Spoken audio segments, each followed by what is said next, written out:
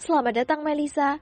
Sudah lama sekali aku tidak melihatmu, kata Ruby yang setengah berlari memeluk gadis seusia dengannya yang baru saja tiba. Selamat ulang tahun, Ruby. Maafkan aku yang baru bisa datang sekarang. Aku perlu waktu untuk menenangkan diri sebelum kembali berbaur dengan kalian, jawab gadis yang mengenakan gaun berwarna merah jambu itu. Aku mengerti. Sebaiknya kita bahas kapan-kapan saja.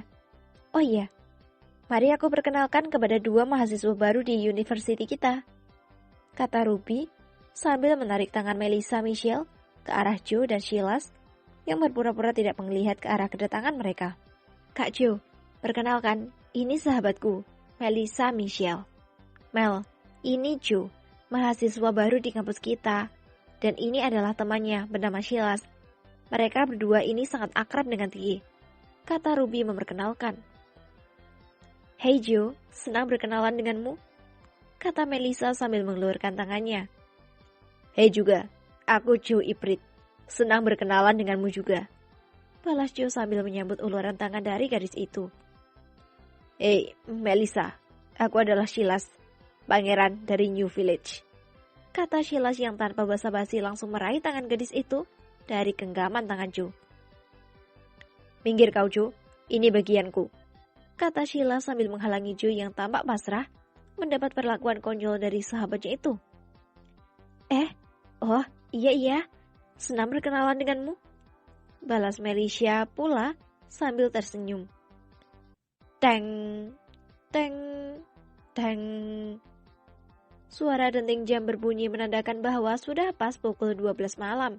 Pertukaran antara malam dengan subuh.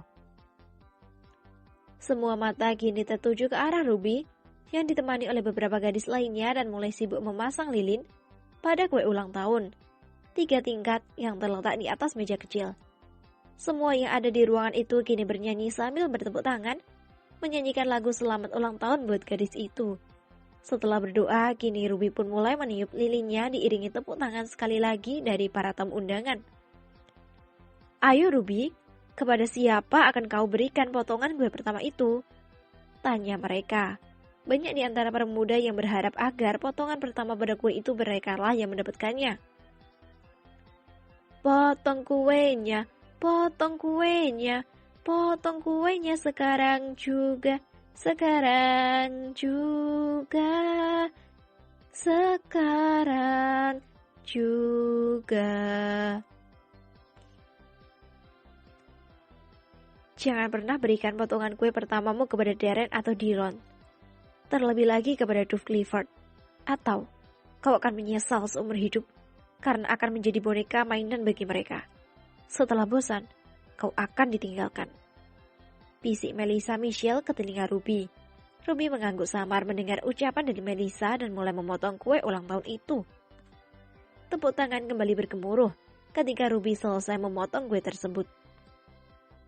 Ayo Ruby, kami akan dengan senang hati menerima potongan pertama dari kue ulang tahunmu itu. Teriak mereka sambil ditingkahi dengan gelak tawa. Kini Ruby telah memegang sebuah piring kecil dengan di atasnya terdapat potongan kue kecil. Lalu mulai menatap liar ke arah beberapa orang pemuda. Hingga tibalah tatapannya tertuju kepada Joe William. Dengan langkah tenang namun mantap, Ruby pun menghampiri pemuda tampan itu lalu, potongan pertama kue ulang tahunku ini, aku berikan kepada kakak Joe William, kata Ruby sambil menyuapi kue tersebut ke mulut Joe. Bukan hanya Silas dan Tige yang terbelalak heran, Duff Clifford dan The Gang pun melongo, seperti mulut buaya memancing lalat, melihat adegan itu. Joe juga seperti tidak percaya, bagaimana mungkin Ruby ini bisa memberikan potongan pertama kue ulang tahunnya kepada dirinya. Namun karena kue tersebut sudah terlanjur masuk ke mulut, ya sudahlah, telan sajalah. Tie, Silas, dan Melissa bertepuk tangan untuk Joe. Bahkan Naomi Johnson pun ikut bertepuk tangan. Hal ini tentu membuat panas di hati Duff Clifford dan teman-temannya. Bisakah kau diam, Naomi? Tegur Duff Clifford dengan suara tertahan. Mengapa, Duff? Kok iri ya? Atau, aku tahu. Kok ini memang kumbang tai? Melisa itu mantanmu bukan? Setelah kau puas, kau tinggalkan dia. Aku juga mungkin akan bernasib sama dengan Melisa. Yang akan kau tinggalkan juga. Kau ingin mendekati Ruby. Kau kalah bersaing dengan pemuda yang bernama Joe William itu. Lihat saja dirinya. Lalu bandingkan denganmu. Dia jauh lebih tampan kemana-mana dibandingkan dengan dirimu. Kata Naomi lalu melenggang meninggalkan Duff Clifford dan kawan-kawannya. Selamat bertambah usia ya Ruby. Semoga kebaikan selalu menyertaimu. Naomi memeluk Ruby, lalu mereka pun berpelukan.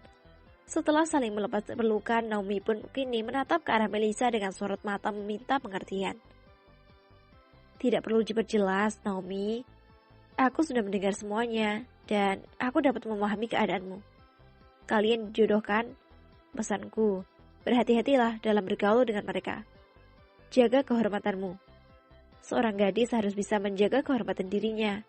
Karena, bila kehormatan telah rusak, antara dirimu dengan sampah, tidak ada bedanya. Kata Melisa lalu meraih tubuh Naomi ke dalam pelukannya. Terima kasih Mel, aku akan mengingat pesanmu ini. Bisik Naomi ke telinga sahabatnya itu. Naomi, apakah kau betah berpeluk-pelukan seperti Teletubbies?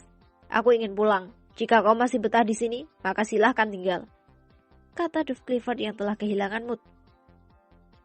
Pulang saja. Apa kau kira aku akan nyasar dan tersesat karena tidak tahu jalan pulang? Aku masih betah di sini. Aku rindu dengan sahabatku Melisa. Aku ingin belajar dengannya. Bagaimana caranya untuk menjadi seorang wanita yang kuat dan tabah. Kau? Dasar wanita sialan. Kata Duff Clifford lalu segera keluar meninggalkan ruangan tempat acara itu berlangsung dengan diikuti oleh para sahabatnya. Beberapa tamu yang lain juga telah berpamitan untuk segera kembali ke rumah dan kos mereka masing-masing. Ruby, sekali lagi selamat ulang tahun ya. Kami pulang dulu. Kata mereka lalu memeluk gadis itu kemudian melangkah meninggalkan tempat acara. Kini tinggallah Ruby sebagai pemilik acara, Naomi, Melisa, Joe, Tie, dan Sheila saja.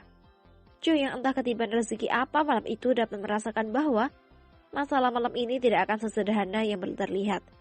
Masalah ini pasti akan berbuntut panjang. Sedikit banyaknya dia memang ada mendengar cerita tentang keluarga Clifford ini dari Tuan Baron dan orang-orangnya. Selama ini kalian bisa berkuasa di kampus dan kota ini. Tapi mulai sekarang, akulah superstar di kampus. Kalian akan tahu bagaimana rasanya salah dalam memakan makanan. Perlahan, aku akan menunjukkan kepada kalian siapa kakek kalian ini sebenarnya. Kata Joe dalam hati. Hei Joe, apa yang sedang kau pikirkan? Tanya Ruby. Oh, tidak, aku tidak memikirkan apa-apa. Hehehe. Jawab Joe tertegagap lalu menyinggir ala kadarnya. Aku minta maaf untuk yang tadi. Mungkin kau telah merasa malu karena aku memberikan potongan pertama dari kue ulang tahunku kepadamu. Kata Ruby dengan mimik wajah memohon pengertian. Tidak masalah, aku tahu apa maksudmu. Hanya saja, mungkin masalahnya tidak akan selesai sampai di sini. Kemungkinan besar, Duff akan terus mengincarmu dan menargetkan aku sebagai salah satu mahasiswa yang harus dia singkirkan. Maafkan aku, Joe. Aku telah menyeretmu ke dalam masalahku. Tidak apa-apa, kau tidak perlu khawatir. Atau apakah kau benar-benar telah menyukai diriku yang tampan ini? Tanya Joe yang mendadak saja jiwa ketengilannya yang hakiki itu meronta-ronta. Kau ini, Joe, percaya diri sekali. Kata Ruby diiringi dengan gelak tawa dari yang lainnya. Ruby, kau harus tahu bahwa ayah Joe ini adalah pengusaha sapi dari Star Hills. Baru saja ayahnya menjual sapi satu kandang full dan uangnya dibelikan semuanya kepada Joe ini. Kata Silas pula yang sukses membuat air yang diminum oleh Tie keluar lagi melalui hidung. Sialan kau Silas, lihat ini. Kata Tie sambil menunjuk ke arah hidungnya. Ruby, sudah larut malam, kami akan pulang dulu. Aku harus mengantar kedua sahabatku ini kembali ke kediaman mereka masing-masing. Kata Tie ingin berpamitan. Apakah hanya mereka saja? Lalu kami? Tanya Melisa. Benar Tie, aku kemari tadi bersama dengan Duff. Sekarang aku telah ditinggal, sedangkan Melisa kemari dengan taksi. Apa menurutmu kami harus pulang dengan berjalan kaki selarut malam ini? Tanya Naomi pula. Udah Tie, rezeki jangan ditolak, kata Silas lagi. Sekali lagi suara tawa mereka meledak mendengar perkataan dari Silas yang asal mangap itu. Baiklah, sebagai lelaki sejati, aku akan mengantar kalian kembali dengan selamat sampai tujuan, kata Joe. Hei Joe, yang punya mobil itu aku, seharusnya panggung itu milikku, kata Tie sambil merengut. Hahaha, ayolah, jangan terlalu berhitungan dengan sahabat. Baiklah Ruby, kami harus pergi dulu. Sampai ketemu lagi ya besok di kampus, kata mereka. Setelah berpelukan seperti Teletubbies, kelima muda-mudi itu pun langsung keluar dari ruang acara dengan diiringi helmbaian tangan dari Ruby. Di sini sekali lagi Joe ketiban rezeki. Bagaimana tidak, Tie menjadi sopir, sementara Silas duduk di samping Tie.